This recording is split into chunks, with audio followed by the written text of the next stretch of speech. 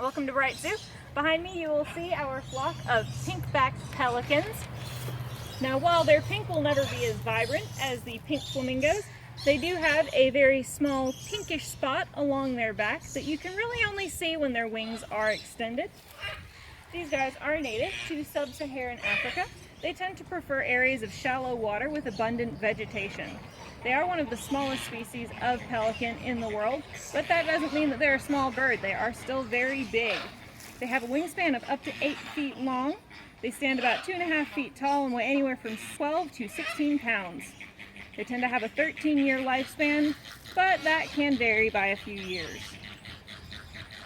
These guys do prefer to fish alone, although they will live in nesting colonies anywhere from 20 to 500 nesting pairs. That's a lot of birds. Now, these pairs will last for only one nesting cycle. Mother and father will both incubate the eggs.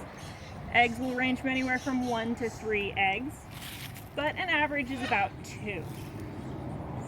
Now, usually only one chick will survive of these 1 to 3 chicks.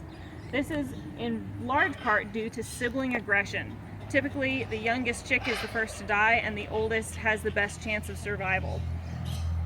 Oftentimes, these chicks will die either from starvation, wounds caused by their siblings, or they will be pushed off of nesting cliffs.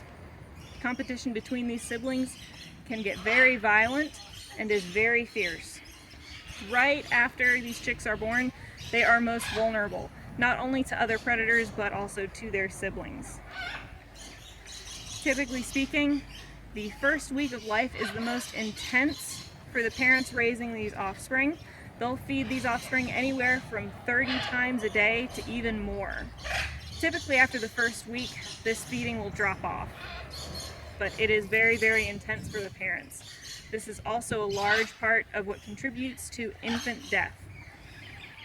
Now, chicks are fed by inserting their heads and necks all the way down the throat of the parent and feeding on partially digested regurgitated fish.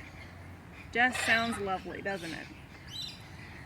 Now, these guys cannot sweat, so when they get a little bit too hot, you'll see them start fluttering their pouches. What they're doing is they're fluttering air over top of the skin inside those pouches to help cool off.